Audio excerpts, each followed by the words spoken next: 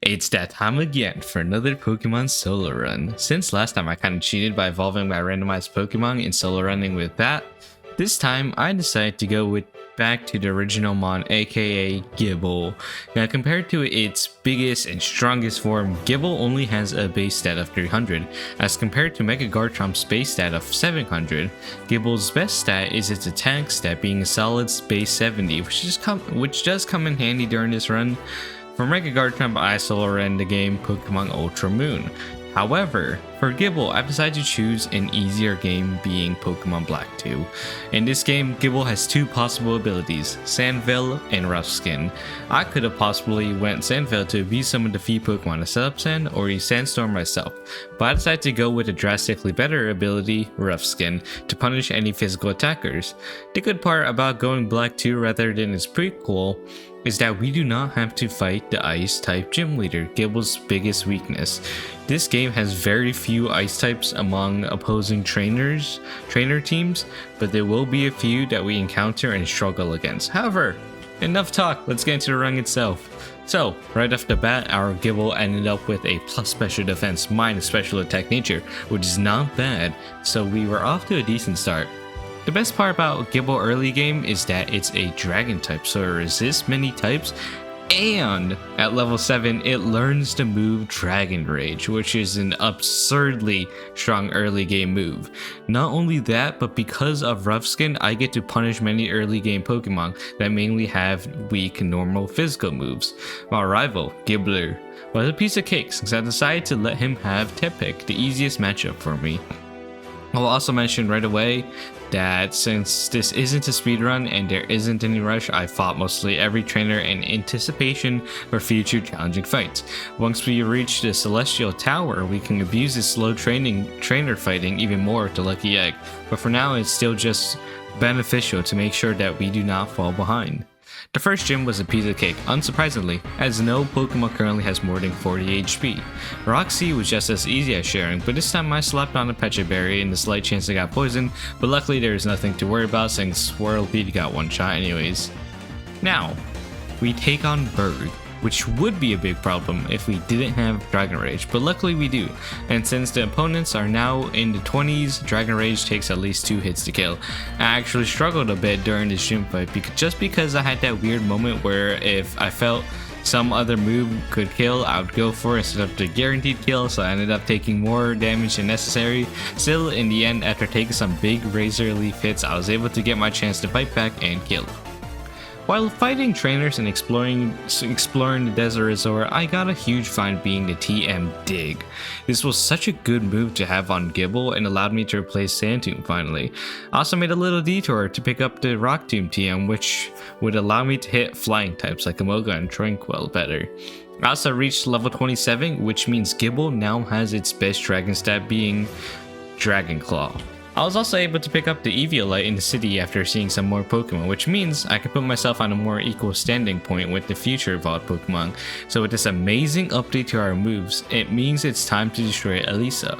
To no one's surprise, Elisa was a piece of cake. Imoga deals pitiful damage to my little Cynthia, while I have an absurdly strong, almighty Rock Tomb. Clefly did get the static off of me, but I wasn't going to outspeed Zeptreka anyways. And Zeptreka was never a big threat to me anyways, so with his strongest move being Stomp. Now it's time for Clay with this almighty Excadrill. This main issue of the gym fight is that Krokorok, his first Pokemon, has Intimidate and Torment, so that definitely nerfs me down a bit. The Sand Slash was no problem, as I actually got a lucky crit on the Excadrill, making this actually a really nice, quick, easy win. In the Pokemon tournament afterwards, I actually suffered my first death against the rival Gibbler due to an unlucky burn from Simipour, and the restriction of not being able to heal. I still ended up winning luckily and was able to clean the rest of the tournament without problem. Now, in order to proceed, I decided I needed a different HM slave, so I took a quick stop to catch an Axew, which ended up knocking out Cynthia in the process, making that our second death. I went deeper into that cave because it contains a very powerful and important TM being Rock Slide, which gives us an upgrade from Rock Tomb. After getting through Charstone Cave, we can finally pick up the lucky egg from Professor Juniper, which is going to give us a nice spike in EXP by fighting many trainers. Since we are approaching the late game, it's best to overlevel Cynthia to put us on an even playing field. After some beating sessions, and by beating I mean beating up random trainers for EXP, we go into the fight against Skylar with a level 47 Cynthia. Swoobat immediately was a nuisance with the track, but we still one-shot it. Swanna wasn't a big deal either, as it just doesn't have the firepower to break through Eevee like Gible that's also 8 levels higher. Skarmory is also just tanky but weak, so that was just a slow rep for another easy gym fight. After being stupid in the multi-fight with Bianca, I ended up suffering another death to some random trainer's Excadrill.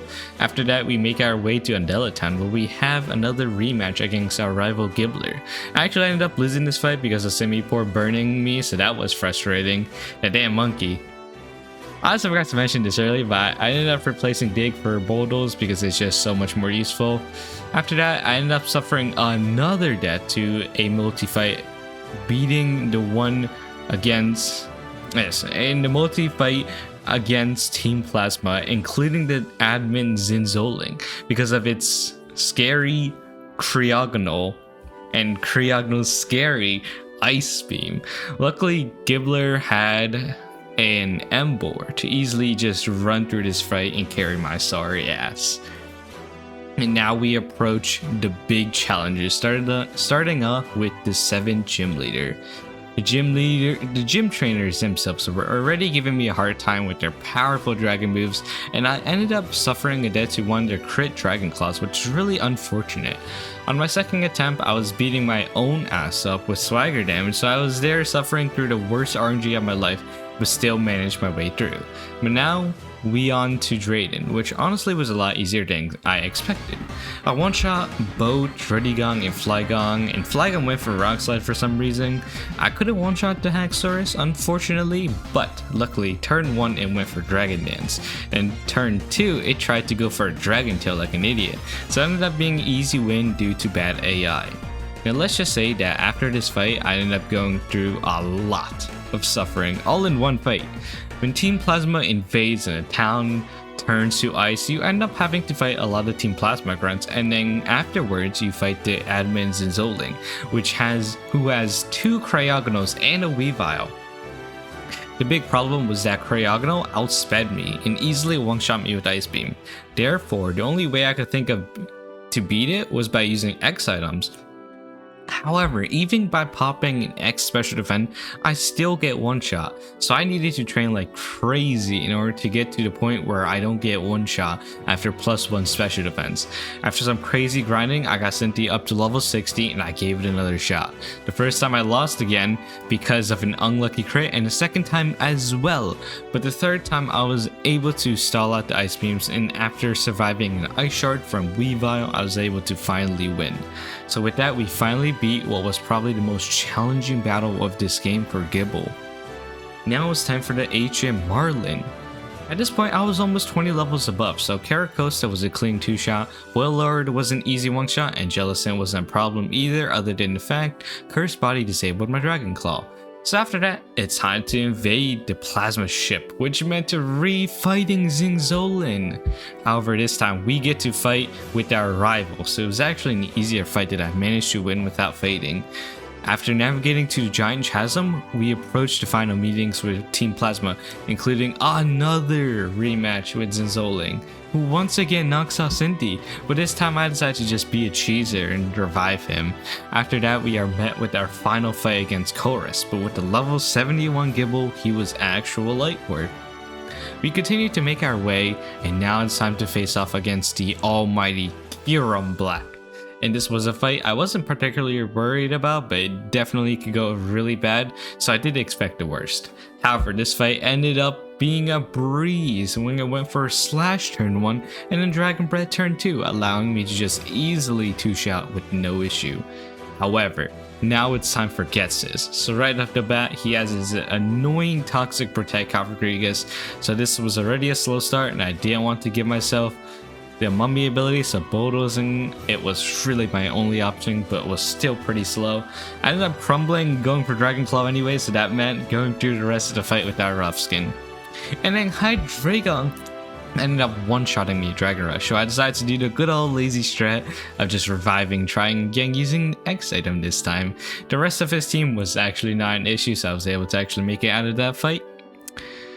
Now, it's time to make our way through Victory Road with our level 72 Gible.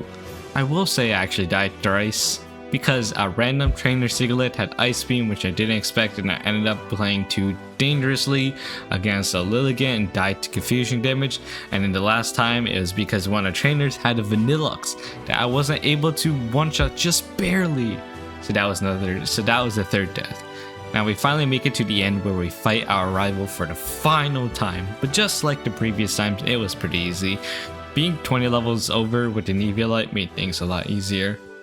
But just like that, even the Semport was not an issue, and now it's time for the finale, the Elite Four. I start things off by taking on Marshall for no particular reason. His annoying throw basically made it so I had to move less against any Pokemon afterwards. His ace, Conkeldurr, was an actual menace with his solid bulk and damage, along with the fact that it was setting up bulk ups when I was slower and already weak in damage. Unfortunately, I ended up dying once, but after a revive, I bounced back in to barely kill it. Luckily, we managed to make it through the others with no issue. And now it's time for Chantel, which actually isn't really much to talk about. Cofagrigus was the same Bulldoze and heal until it slowly dies, so I keep my Rough Skin ability. Everything else created no issue now is out in Jiffy. Now it's time for Miss Cutie Caitlin. With Sharna was a slow burn with its Young and bulk, but overall was not a threat. The main threat was the Sigilyph, because it seems every Sigilyph in this game seems to have an Ice Beam for poor little Cinti. So after stalling for 10 turns, we were finally able to stall out the Ice Beams and destroy the, bird? However, right before we beat the Sigilyph, it lowered our special defense if it wasn't already being annoying. So when the Reuniclus came out, I wanted to be safe and pop an X special defend again, because I was not willing to take any risk. However, even so, her last Pokemon, Gothitelle, lowered my special defense again. To make it even more frustrating, my attacks were just barely enough not to kill it, so I ended up dying again, but to Kaling this time. So with another revive, I was able to make it through again. I guess I also forgot to mention this earlier, but I never meant to bring the other mons to Elite 4 with me, but I completely forgot since I was kind of trying to speedrun through the end of the solo run. But anyways, on to the final Elite 4, Grimsley. This battle took like 5 minutes or even less because there was just nothing too threatening about him. Crocodile's Intimidate was annoying along with its Dragon Claw, but I was tanking those hits and punishing him with Rough Skin. So with that, we sweep him quite easily. There was a reason why I saved him for last. I will say I actually almost choked it by using Bulldoze on Bisharp, giving it a +2 attack boost, but luckily no Sucker Punch. Now it is time for the champion, Iris. I was pretty scared of this fight, not going to lie, because of her absolute firepower. Hydreigon started off with the big Dragon Pulse, putting us on low health. And as the little cheater I am, I switched out Cynthia against the Lapras so I can get a heal in. Then when he came out, I used an X special defend. After stalling out the Ice Beams, I was actually able to take it down. Archeops came in with a nasty Dragon Claw, but we tanked those and destroyed them right back along with the Druddigon that came right after. Aggron was light work since it didn't have any dragon moves, so now it was time for Haxorus, which ended in a very anticlimactic fight as she missed her dual chop, and even though Dragon Claw barely managed to not kill, she wasn't able to completely take me out, and in fact she took herself out with my Rough Skin damage. And just like that, we beat Pokemon Black 2 using only Gible mostly, with the level 78 Cinti. It was honestly not too hard of a run compared to other games like Sun and Moon and Sword and Shield, but still a fun run nonetheless. There will be a counter for the deaths because I did not keep track while playing. I did play this with 4 times speed, so this is probably inaccurate, but the game time was 16 hours and 6 minutes. Now my next challenge will actually not be a solo run, but rather a hardcore randomized Nuzlocke of Pokemon Infinite Fusion. I'm very excited about that one, and after that I actually randomized what my next solo run Pokemon will be and ended up getting Colossal. So I guess it'll be time to once again go back into the Galar region and take on some fierce Dynamax challenges with only one Pokemon that contains not one, but 4 times weaknesses. Anyways, that's all I got for this video, so we'll see you all next time. Bye!